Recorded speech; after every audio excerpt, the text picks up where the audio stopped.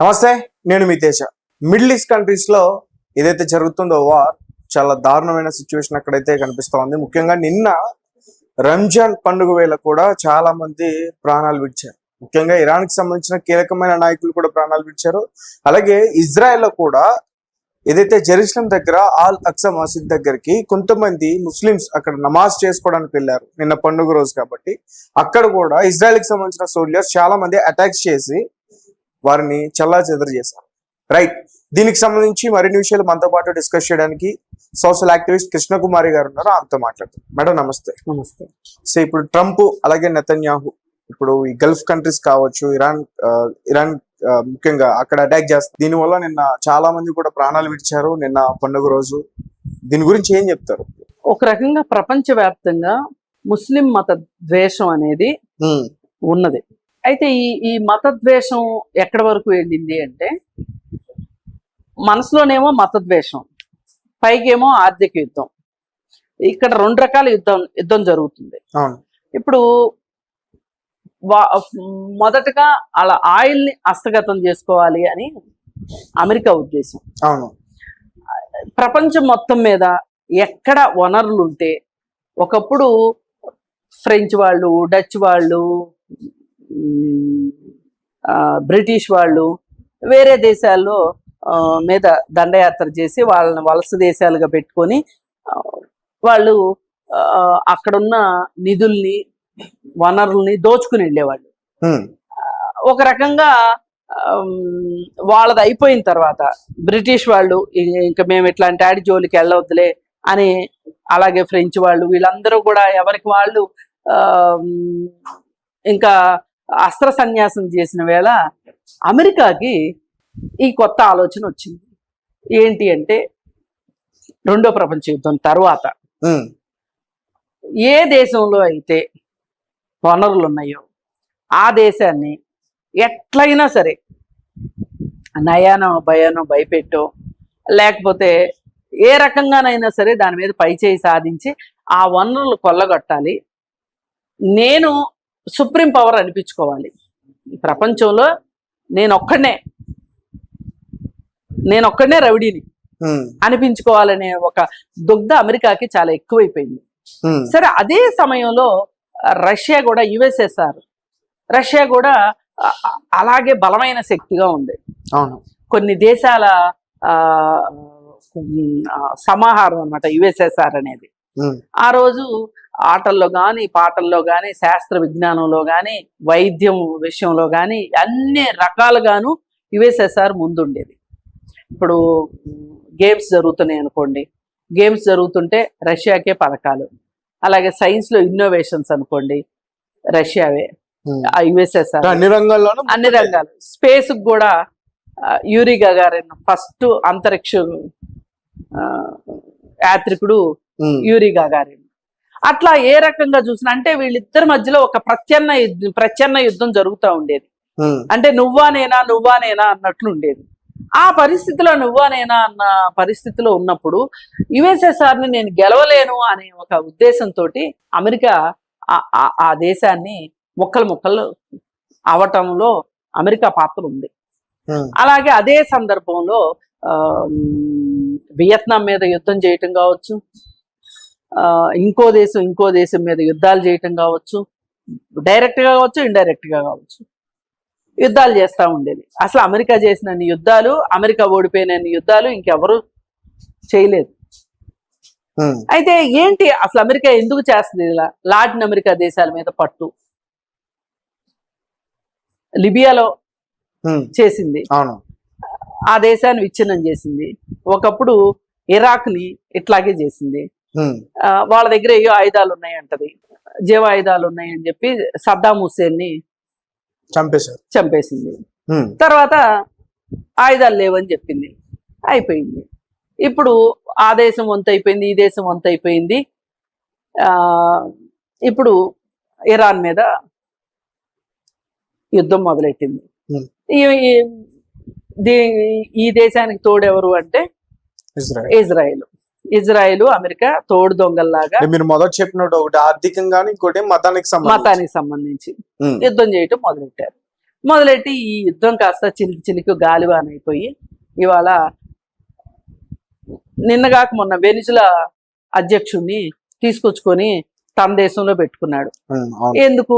వెనిజులాలో చమురు ఉత్పత్తులు ఉన్నాయి కాబట్టి. ఇదే ప్రపంచం మొత్తం మీద ఉన్న చమురు ఉత్పత్తుల్లో 33% ఒక్క వెనిజులాలోనే ఉన్నాయి కాబట్టి అందుకని వెనిజులాని హస్తగతం చేసుకోవాలనుకున్నాడు. ఇప్పుడు ఈ దేశం ఏదైతే ఉందో ఒక్క సెకండ్, ఇరాన్. ఇప్పుడు పాలస్తీనా ఇజ్రాయెల్ గొడవ ఉంది. ఈ గొడవలో న్యాయం ఎవరిది అంటే మన దేశం ఎప్పుడు కూడా పాలస్తీనా వైపు ఉండేది. మన భారతదేశ దౌత్య విధానంలో పాలస్తీనా వైపు ఉండేది. ఇప్పుడు మోడీ వచ్చిన తర్వాత మటుకు అమెరికాని కాదనలేని శక్తితో వెన్నుముక లేని విధానంలో ఇజ్రాయెల్ వైపు ఉంటున్నాడు. ఈ యుద్ధం మొదలవటానికి ముందు కూడా ఇజ్రాయెల్ వెళ్ళొచ్చాడు మోడీ.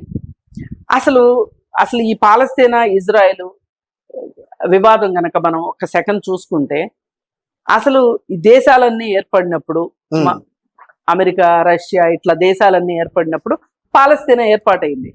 అసలు ఇజ్రాయెల్ అనేది లేదు, ఆ కాన్సెప్టే లేదు. కానీ ఎక్కడో ఒక పుస్తకం దొరికింది మాకు, దేవ పుస్తకం. ఆ పుస్తకంలో మేమున్నాము, ఈ ప్లేస్ మాది అని ఆ పుస్తకంలో రాసింది అని చెప్పి వాళ్ళు వచ్చారు. వచ్చి గొడవ పెట్టుకుంటే సరిగా అందరూ ఏమన్నారంటే సరే పోనీలే ఓ ముక్క ఇవ్వండి వాళ్ళకి కూడా, వాళ్ళకి దేశం లేదు కదా పాపం అని ఓ ముక్క ఇప్పించారు.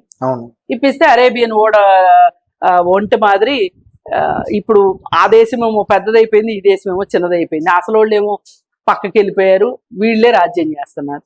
ఇక వీళ్ళ మీద యుద్ధం చేస్తున్నారు పాలస్తీనీల మీద. అయితే అసలు ఇజ్రాయెల్ కింద ధైర్యం ఎక్కడి నుంచి వస్తుంది అని చూస్తే అమెరికానే దీనికి కారణం. ఈ తోడు దొంగలు ఇద్దరూ కలిసి ప్రపంచం మీద పట్టు సాధించాలి. అసలు ముందు పాలస్తీనాని మట్టు పెట్టాలి. పాలస్తీనాలో పాపం మామూలుగా ఇంతకు ముందు పాత రోజుల్లో యుద్ధాలంటే ఎట్లా ఉండేయంటే స్కూళ్ల మీద హాస్పిటల్స్ మీద యుద్ధాలు చేసేవాళ్ళు కాదు. సాయంకాలం వారు దాటి యుద్ధం చేయకూడదనే వాళ్ళు. పండగలు పబ్బాలు వస్తే యుద్ధాలు ఉండవు అనేవాళ్ళు. అవన్నీ నిజమే. అవన్నీ చెప్పుకోవటానికి ఆపరేషన్ సింధూర్ టైంలో కూడా పాకిస్తాన్ కి మనకి జరిగినప్పుడు అట్లానే మన వాళ్ళు ఇప్పుడు కూడా అటాక్ చేయలేదు. అట్లా అది యుద్ధ నీతి. అయితే ఇక్కడ యుద్ధ నీతి లేదు, నా బొంద నీతి లేదు. ఏ నీతి లేకపోకుండా ట్రంప్ నెతన్యాహు ఏమనుకుంటే అదే యుద్ధ నీతి అయిపోయింది. ఇప్పుడు ఇందాక మీరు ప్రస్తావించినట్లు పండగ రోజు ప్రార్థన చేసుకుంటానికి వచ్చిన వాళ్ళని చల్లా చెదురు చేయటం, టియర్ గ్యాస్ వాడటం. ఈ సందర్భంగా వాళ్ళు పాపం ఇన్ని రోజుల పాటు రోజాలు చేసి ఉంటారు, ఉపవాసాలు ఉండుంటారు. ఆ ఉపవాస దీక్ష విరమించటం కోసం వెళ్ళుంటారు నిన్న సాయంత్రం వాళ్ళు. ఆ టైంలో వాళ్ళ మీద చేయటం ఎంత. ఇప్పుడు మీరు కూడా ఒక మత ప్రాతిపదిక మీద దేశమే మీది. మీ మతం మీకెంత గొప్ప, వాళ్ళ మతం వాళ్ళకి అంతే గొప్ప కదా. అసలు ఇంత ఉచ్చం నీచం మరిచి అసలు మనుషుల్లాగా ప్రవర్తించట్లా ట్రంప్ గాని నెతన్యాహు గాని. ఈ పరిస్థితుల్లో ఓ పక్క నుంచి ఇరాన్ కూడా డి అంటే డి అన్నట్లే ఉంది. తన ప్రయత్నం తను చేస్తుంది, ఎక్కడా వెనకడుగు వేయట్లేదు. కానీ ఇప్పుడు అమెరికాకి యుద్ధం వల్ల నష్టం జరిగిన ఇప్పుడు విమానాలు ఒక్కొక్కటి చాలా ఖరీదైన యుద్ధ విమానాన్ని వీళ్ళు చాలా చిన్న దాంతో ఇప్పుడు ఒక పెద్ద బెలూన్ని ఒక చిన్న గుండుసూతో గుచ్చినట్టు చేస్తున్నారు. నా బాధ ఏంటి అంటే ఇది అమెరికా ఓడిపోయింది అని సంతోషపడటం కన్నా, అమెరికాకి నష్టం జరిగింది అని సంతోషపడటం కంటే మనం ఆలోచించాల్సింది ఏంటి అంటే ఒక $5,000 $5 లక్షల ఖర్చు పెట్టి చేసిన దాన్ని కూల్ చేయడం అంటే ఒక రకంగా దీపావళి సామాను కాల్చినట్టే కదా. 10,000 కోట్లండి. 10,000 కోట్లు రాడార్ 10,000 కోట్లు అంటే ఆ 10,000 కోట్లతోటి ఎన్ని సంక్షేమ కార్యక్రమాలు చేయొచ్చు, దేశంలో ఎన్ని పరిశ్రమలు పెట్టొచ్చు, ఎంత అభివృద్ధిని సాధించవచ్చు. ఆ దేశము నష్టపోతున్నట్టు లెక్క. ఆ దేశ ప్రజలు సంపాదించిందే కదా అన్నంతా.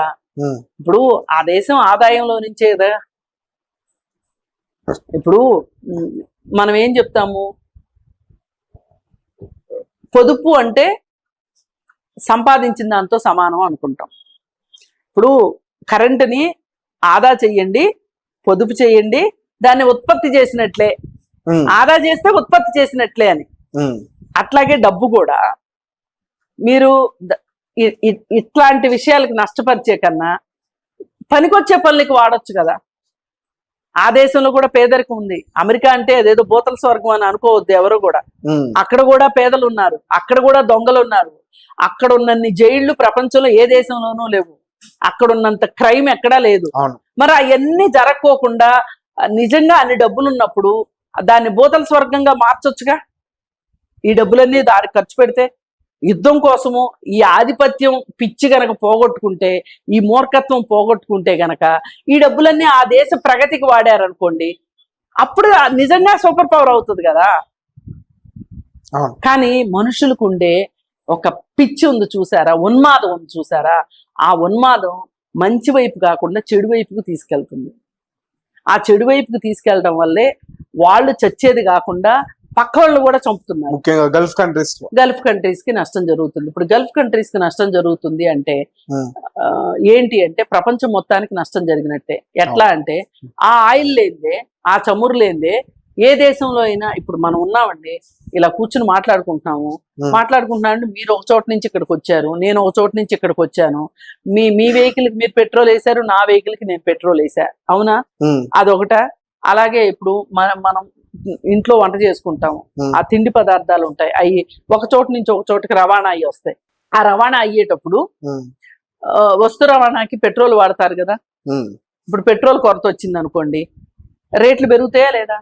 మామూలుగా తెలియకే చాలా మంది ఏమనుకుంటారంటే, అబ్బో మన దేశంలో యుద్ధం జరగట్లేదు కదా, మన దేశంలో యుద్ధం జరగకోకుండా మోడీ కాపాడుతున్నాడు కదా అనుకుంటారు. కానీ అది తప్పు. యుద్ధం ప్రభావం ప్రత్యక్షంగానూ ఉంటది, పరోక్షంగానూ ఉంటది. పరోక్షంగా మనం అనుభవిస్తున్నాం.